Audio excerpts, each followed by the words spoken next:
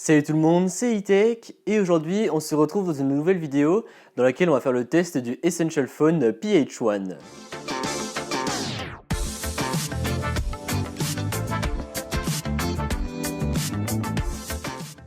Cela fait maintenant plusieurs mois que je possède le smartphone, il est donc temps de vous dire ce que j'en pense. Avant de s'attaquer au smartphone, j'aimerais vous conseiller quelque chose. Si jamais vous décidez d'acheter ce smartphone, eh bien je vous recommande de passer par le site Amazon US et de vous le faire importer directement depuis ce site. Pourquoi? Tout simplement parce que moi j'ai décidé de le commander sur le site de Essential Phone directement puisqu'il livre désormais en France et j'ai eu la très mauvaise surprise à l'arrivée de devoir fournir un chèque de 120 € pour les douanes et c'est quelque chose que je n'avais pas du tout prévu, donc voilà, je me suis dit bon bah merde, c'est un peu con de fournir en plus 120 € en plus du smartphone.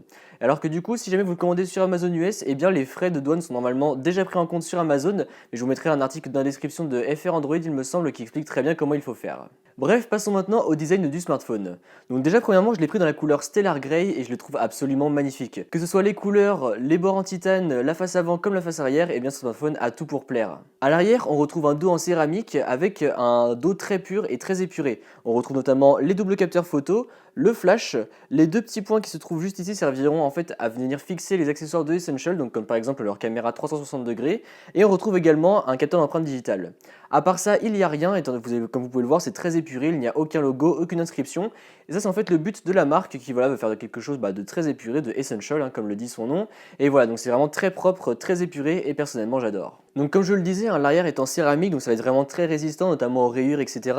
Et pareil pour les bords, ils sont en titane, et du coup, que vous fassiez tomber le smartphone ou non, même dans la poche avec les clés, etc., eh bien il y aura peu, voire quasiment pas de choc. Voilà, moi ça fait plusieurs mois que je l'ai. Bon, je l'ai jamais fait tomber, je prends assez soin de mes affaires, mais voilà, là il a vraiment aucun choc, même pas une petite égratignure d'usure, rien du tout. Donc voilà, le titane est vraiment un matériau très résistant, et je trouve ça vraiment super cool d'avoir ça sur un smartphone. Sur la face avant du smartphone, on retrouve un écran de 5,71 pouces avec une encoche, mais comme on va le voir par la suite, cette encoche est différente de celle qu'on a l'habitude de voir aujourd'hui. Déjà, premièrement, à propos de cette encoche, eh bien, le Essential Phone a été le premier smartphone avec une encoche. Voilà, et en plus, là, cette encoche, elle est relativement différente, puisqu'en fait, c'est tout simplement un petit rond dans lequel on retrouvera simplement la caméra frontale.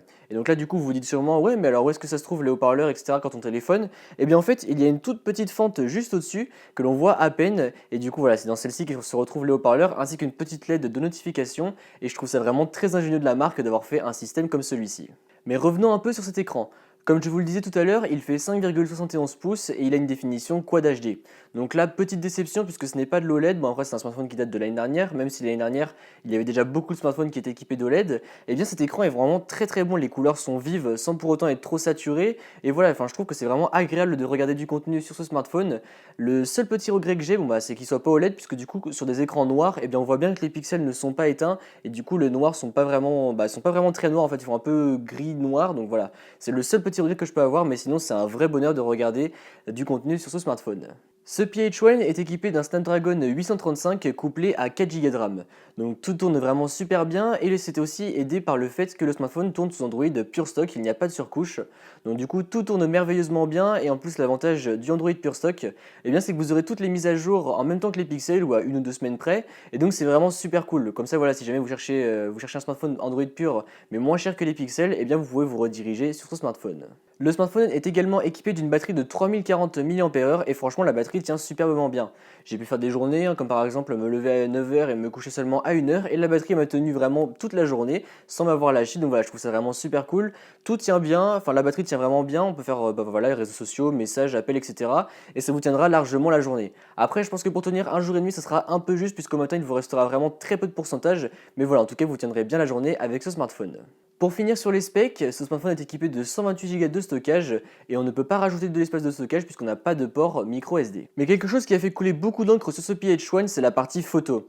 En effet, au début, le smartphone est sorti aux alentours de 700 $ environ et la partie photo était vraiment pas ouf du tout. C'était vraiment une des plus grosses plaintes à propos de ce smartphone. Enfin voilà, les consommateurs s'en plaignaient vraiment beaucoup de la partie photo. Et du coup, voilà, là, un an après la sortie du smartphone, on a eu plusieurs mises à jour, notamment sur la caméra. Mais voilà, je reste quand même un peu mitigé sur cette caméra. Bon, déjà, la première chose, c'est que le prix du smartphone a baissé. Vous pouvez désormais le trouver aux alentours de 499 $. Et du coup, par rapport à son prix, la partie photo correspond mieux. Donc là, comme je vous le disais, il y a eu des mises à jour, mais je reste quand même relativement mitigé. En effet, quand les photos sont prises en plein jour, il peut y avoir vraiment de très très bonnes photos. Comme par exemple, là, les photos portraits, les contours sont vraiment bien détaillés, les couleurs sont belles et fidèles à la réalité. Pareil pour les verts, voilà, ils sont éclatants, ils sont beaux. Mais à contrario, j'ai des photos, voilà, j'avais pris des photos en étant, malheureusement j'ai supprimé la photo par inadvertance.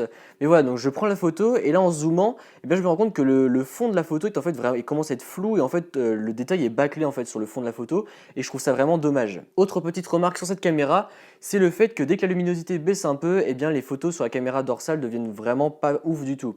Et là du coup j'ai un petit conseil pour vous, si jamais vous voulez faire une belle photo et que la luminosité n'est pas vraiment folle, eh bien passez sur le capteur monochrome, faites une photo en noir et blanc et comme ça vous verrez que les photos seront quand même belles malgré le fait que la luminosité ne soit plus très élevée. Passons maintenant à la caméra frontale.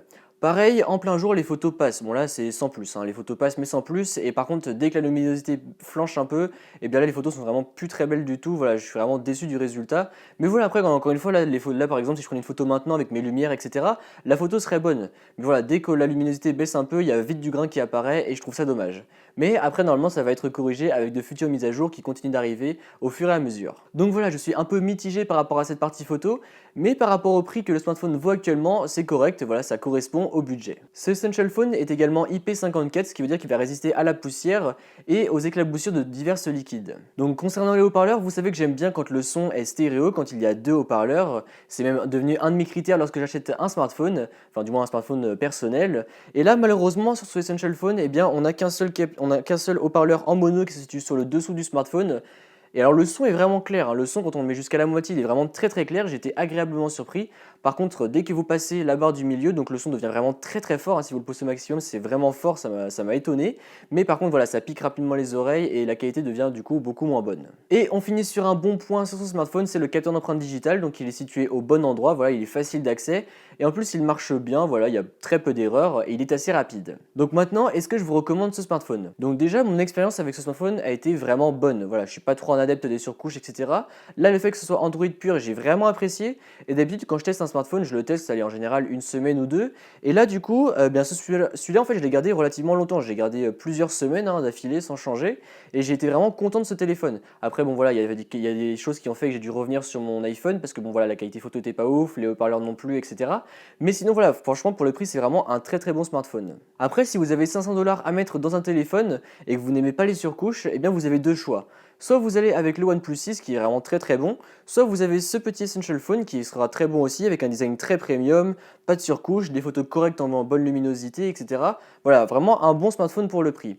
Après, est-ce que ça vaudrait peut-être pas mieux le coup d'attendre étant donné que ça fait déjà un an que le smartphone est sorti? À vous de voir, mais en tout cas moi je trouve que c'est vraiment un bon smartphone pour le prix qu'il vaut actuellement. Donc voilà, c'est tout pour cette vidéo, j'espère qu'elle vous a plu. Si c'est le cas, comme d'habitude, n'hésitez pas à mettre un pouce bleu, à me suivre sur les réseaux sociaux qui se trouveront dans la description et à vous abonner. Allez, salut!